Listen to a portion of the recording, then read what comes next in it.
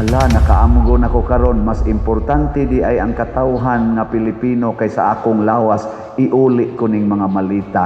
Pero wa na isod. Pero sa inyong paminaw, iuli ka ha? O ang dili niya tawagon, kadtog yung gisigihag mention sa mga witnesses. Tama nilang Romualdez, kadtog sila Bersamin, uban pa diha. Kinsa kaha ang atong pilion? Kanang nagmahal sa ilang partido o kanang nagmahal sa atong nasod? Mahunong na taanang pagdawat anang ilang mga kwartang ipanghatag, dili na ta mosalig diha. Klaro na kaayo ning atong dagan sa atong nasod, kanus apat ta mahigmata. Ang ato kunong utang karon niabot na sag 18 trillion kapin. Dagko kay tag-utang trillion pero why project? Rangaran pa itong niaging administrasyon na pa'y bill, porting daghanas, mga kalsada, Luzon, Visayas, Mindanao, mga taytayan, porting daghana. So klaro kayo, nga ni ay na naglingkod sa itong nasod nga, way pagmahal. Dadagan, Mahal Dito News Update. Ang pagsupak-supak sa mga Israelita ngadto sa sugo sa Ginoo, nihatod nila sa kaalautan. Munang nakaingon sila, dili nami mosalig sa mga kabayo, dili nami moisip nga among Dios ang binuhat sa among mga kamot. Kani pasabot nga ang tanan nga ilang gisaligan nga mudaog sila sa gubat, dili na nila isipon nga maoy ilang saliganan. Karon naggubat na sad sa Middle East, kuyog ang Amerika, ang Israel ug uban pang mga allies against sa Iran ug uban sad nilang mga allies. Ni-repeat na sad ang history. Niyang mga gunob na sad tang tanan ani, mga matay na ta, maglisod na tagbangon, anha na sad ta moingon, Ginoo, di nami mosalig sa hinimos among mga kamot, kani mga missile, mga eroplano, mga kwarta, di nami mosalig. Ana ram na siya. Lingiyay mong tupad, ing namisalig pa kasi imong kwarta. Ang utan ba, ing na nagsalig ka ng imong kwarta, hinimo man na sa tao. Yan, isalig sa kanang imong balay, kanang imong yuta, usara man na kalinog, usara na kabagyo, usara na kasunog, usara na kabumba, na kayag na. Yan, isalig ka ng imong tupad. Kana, hinimo mo sa naskamot sa tao, kay resulta man na sa hinikapay o kinuotay. O, tanawa, mukalit rin nagkamatay, kanang imong tupad, hasta ning nagbarog, mukalit ranig kamatay, ay salig ana. Unsa may itong saligan? Ang Ginoo. Muna diri sa tong ebanghelyo na ingon gyud, higugma gyud ang Ginoo labaw sa tanan. Tibuok mong kusog, kasing-kasing, huna-huna, ug kalag. Unya human dayon, una pa ta mo higugma sa iyang mga binuhat. Higugma sad ang imong isig ka tawo sama sa imong kaugalingon. Ako pirmi gyud kong mo emphasize ana, unsay kalainan kun moingon ka higugmaa ang imong isig katawo sama sa imong kaugalingon versus higugmaa ang imong isig katawo sama sa imong paghigugma sa imong kaugalingon. Naba nay kalainan o wa?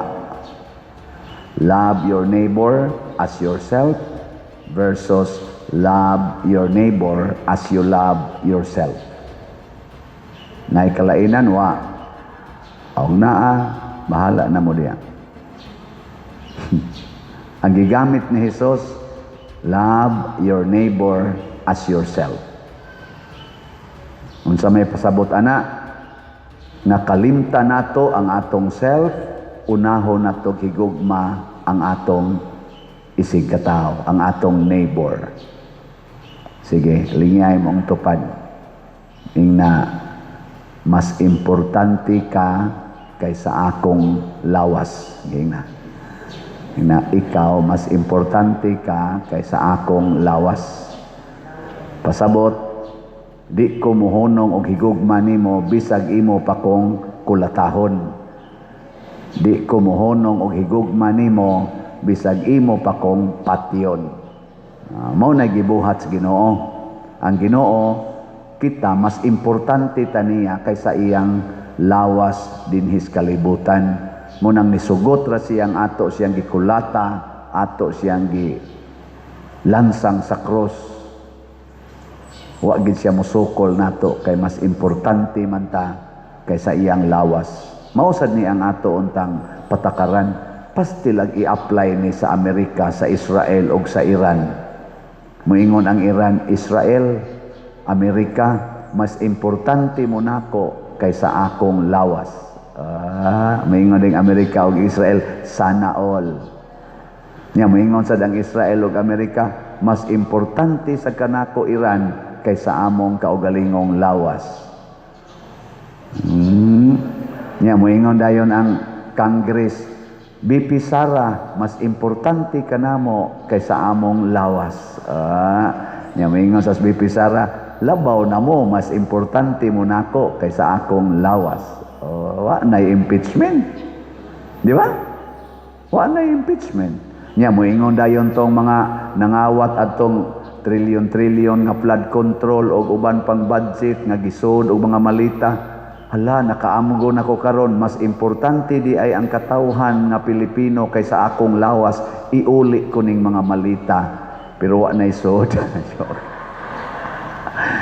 Iuli ko ning mga sod sa malita. Pastang ninduta ka ha. Pertigo tong daghana. Trillions ko to. O gila tong iuli. Pastang ninduta ka, no? Pero sa inyong paminaw, iuli ka ha. Purti maganing lihay-lihay. Ako nasang mensyonon din si Attorney Ropel Banyok. Ako manang usas ako mga idols. Ako manang sundon iyang programa. Iya nasanggi pakita nga naglali si Ping Lacson o si Marcolita o ang ubang mga lawyers diya social media nagkomentaryo sa lalis ni Ping Lacson o ni Marcolita, mga senador ni.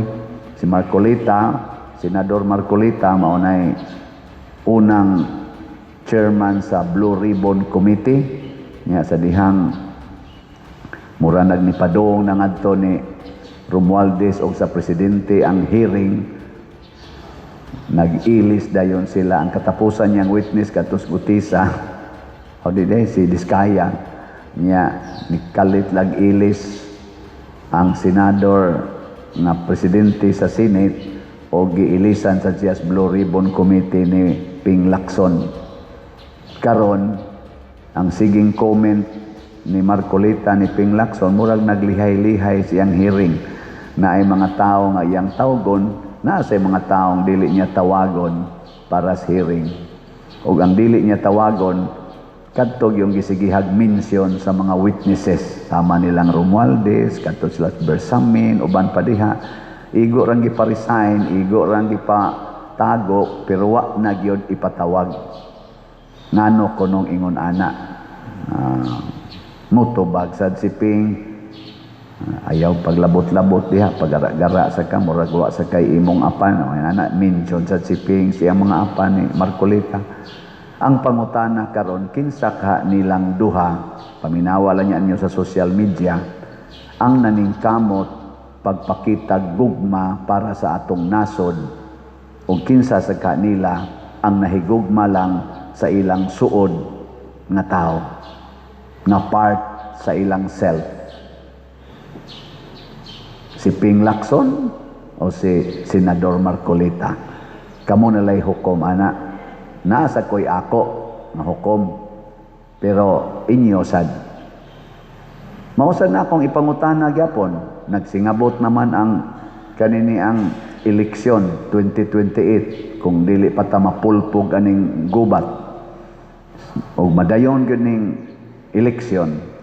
Kinsa kaha ang atong pilion, kanang nagmahal sa ilang partido o kanang nagmahal sa atong nasod? Kusga. Very good. Unya ron kung ang nagmahal silang kaugalingon manghatag og suborno para sa mga senior citizens og sa mga kabos kang manggawas na sa to mga AX, mga tupad ana. Mulinya mo dili. Istorya ay suko pa man kay magwa mo sa lista. Mao na muhunong na sa taana.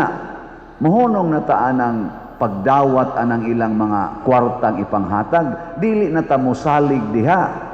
Hindi mo ra na sa kamot sa tao. Panahon na gani is kumpanyas eleksyon 1 year before, naa gani maghatag-hatag, isalikway ta na. Bahalag wa tay kaon. Bahalag wa tay ikatukod og balay. Ngano man, klaro na kaayo ning atong dagan sa atong nasod, kanus pa ta mahigmata, kanus pa ta mo balik sa Ginoo. Matod pa ni Propeta Hoseas, balik mo nga rin ako, kay akong ninduton ang inyong kinabuhi. Pamalik mo, ay magpatuyang anang inyong style. Kita din is Pilipinas, nahugmok tag maayo, nahugno ning atong ekonomiya o ang atong kalinaw o kalipay dinhig kauswagan.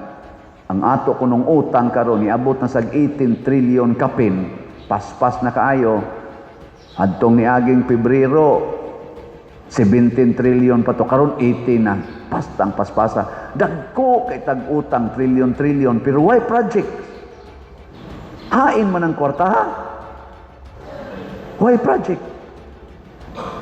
Utang porting dako. Pagsud nila 12 trillion ang atong utang, karon 18 trillion, 6 trillion ang napuno. Pero wa kay project nga dagko. Rangarang patong niaging administrasyon na pay bill porting daghanas mga kalsada Luzon, Visayas, Mindanao, mga taytayan porting daghana. Rangarang pa to. Karon trillions. Why project? So klaro kayo nga ni ay na naglingkod sa atong nasod nga why pagmahal sa atong nasod. Ang ilaran kaugalingon ang gihigugma, nisupak sila sa sugo sa Ginoo nga love your neighbor as yourself. Pasabot kalimti ang imong kaugalingong kaayuhan, sigurua ang kaayuhan sa katilingban. Kay ang others mao man na ang imong neighbors. Nilingyan na sa imong tupad, ang di mulingi, others. Ing na imong tupad, ing na siguroon atong slat kaysa bugas. Sige, ing na atong siguroon ang pagpalit og slat kaysa bugas. Ana, tanawa si San Jose, ato man ang ginubinahan San Jose, nagpabiling kabos. Nga naman, magsige raman siyag alagad, di man mangayog bayad, mag-agad ra magpilay ihatag niya, gitudlo sa na niya ni Hesus, og si Hesus sa nanudlo sa siya mga tinunan, kung mo serbisyo gani mo, panghatag mo sa way pagpangayog bayad, pero dawat lang mo bisan unsay ilang ihatag kaninyo. Kay mao man kinaiyas iyang ginikanan. Noon sa may nahitabo, gihatag yun nila mismo pinaagi sa witnessing attitude ni Mama Mary, gihatag nila ang tanan nga makaluwas nato bisan pagani ang ilang anak. Gihatag. Kana pang slat di ninyo mahatag. Maria gani og si Jose, anak na gyud gihatag, gipapatay para lagi ta maluwas. Pagkaninduta na. Ang argumento ni Senador Marcolita, wa ko dinhi mo personal nimo, wa sad ko'y gipersonal nga gitabangan, ang ako lang pangitao nato ang kamatuoran niining dagko kayong nangawagtang nga kwarta. Unya asa ning mga ebidensya nato makuha atong sundon. Muna kanang tanan nga misulti diha nga naa sila'y kahibalo, hain ang kwarta mo padong nga gipangkawat, ato ginang imbestigahan. Muna ang iyang punteriya si Ping Lacson, nganong wa man kamo imbestigar aning ni ang mga tawhana nga naa man ta sila gisulti, daghan magikadihag. dipinsa. Mao ra ginay iyang punto. Si Ping Lacson sad ang iya sad sige sad siya ingon nga formality. Pero daghan silang mga inconsistencies. Di na lang kumusulti kinsay pinakadaghag inconsistency, kinsa say consistent nilang duha. Pero ang ato rong gobyerno, daghan kay inconsistencies. Nabati nato nga niingon tag 20 ang kilos bugas, wa nahitabo. Hasta gani hinoon nga unta ipanghatag kay nanay linog, nanay bagyo, mobaligya pa hinoong tag 20 ang kilo. Inconsistent kayo. Muingon nga dili ta mo cooperate sa ICC na mo-arrest dinhi sa ilang gustong i-arrest. Na-aresto si ingnom gilang na-kidnap si former President Rodrigo Duterte sa ICC. Ito na ron dito. 1 year na itong 11 na napriso. O niya, ninggawas na ron.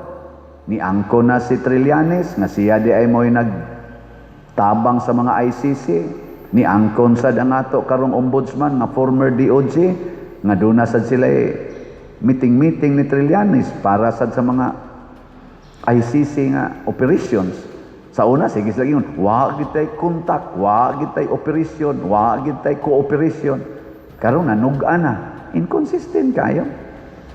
Sige sa ingon si President Marcos, I don't like impeachment. Ayaw na idayon ang impeachment. Wa na ikahatag na kaayuhan sa tong nasod. Karon, perti, round 2 na. Siging impeachment. Daghang inconsistencies. Iampo nato kay kaning inconsistency mga igsoon sa atong mga desisyon tungod na kay wa ta mahigugma sa Ginoo ug wa ta mahigugma sa atong isig katao. Ang ato rang kaugalingong kaayuhan ang atong giprotektahan.